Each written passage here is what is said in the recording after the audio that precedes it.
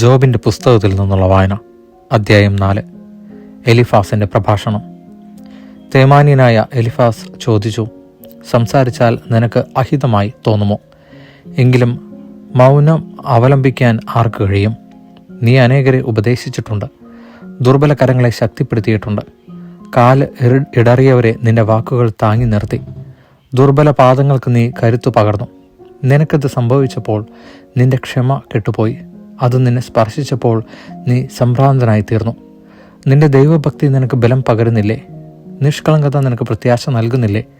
ചിന്തിച്ചു നോക്കൂ, നിഷ്കളങ്കൻ എന്തെങ്കിലും നാശമടഞ്ഞിട്ടുണ്ടോ? നീതിനിഷ്ഠൻ വിച്ഛേദിക്കപ്പെട്ടിട്ടുണ്ടോ? അനീതി ഉഴുത് തിന്മ വിതയ്ക്കുന്നവൻ അതുതന്നെ കൊയ്യുന്നതാണ് ഞാൻ കണ്ടിട്ടുള്ളത്. ദൈവത്തിൻ്റെ നിശ്വാസത്തിൽ അവർ നശിക്കുന്നു, ദൈവത്തിൻ്റെ കോപാഗ്നിയിൽ അവർ ദഹിക്കുന്നു. സിംഹത്തിൻ്റെ അലർച്ചയും ക്രൂരസിംഹത്തിൻ്റെ ഗർജനവും യുവസിംഹങ്ങളുടെ ദ്രംഷ്ടകളും അറ്റുപോയിരിക്കുന്നു.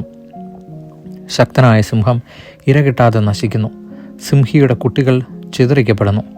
ഒരു രഹസ്യവചനം ഞാൻ ശ്രവിച്ചു, അതിൻ്റെ നിമന്ത്രണം എൻ്റെ കാതിൽ പതിച്ചു. മനുഷ്യർ ഗാഠനിദ്രയിലായിരുന്ന നേരത്ത് ഈ നിശാദർശനങ്ങൾ ഉണർത്തുന്ന ചിന്ത എന്നിൽ ഭീതിയും ഞടുക്കവും ഉളവാക്കി. എൻ്റെ അസ്ഥികൾ പ്രകമ്പനം കൊണ്ടു. ഒരാത്മാവ് എൻ്റെ മുഖം ഉരുമിക്കടന്നു പോയി. ഞാൻ രോമാഞ്ചം കൊണ്ടു. അത് നിശ്ചലമായി നിന്നെങ്കിലും അതിൻ്റെ രൂപം എനിക്ക് അവ്യക്തമായിരുന്നു.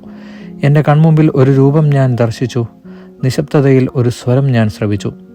ദൈവദൃഷ്ടിയിൽ മർത്യന് നീതിമാനാകാൻ കഴിയുമോ? സൃഷ്ടാവിൻ്റെ മുമ്പിൽ മനുഷ്യന് നിഷ്കളങ്കനാകാൻ സാധിക്കുമോ?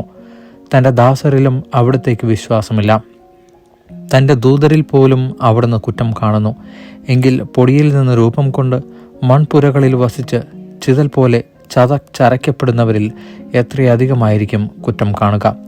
ഉഷസ്സിനും സായം സന്ധ്യയ്ക്കും മധ്യേ അവർ നശിപ്പിക്കപ്പെടുന്നു.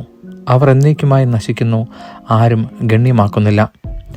ജീവതന്തു മുറിക്കപ്പെടുമ്പോൾ അവർ മരിക്കുന്നു, അപ്പോഴും അവർ വിവേകികളല്ല. ദൈവവചനമാണ് നാം കേട്ടത്.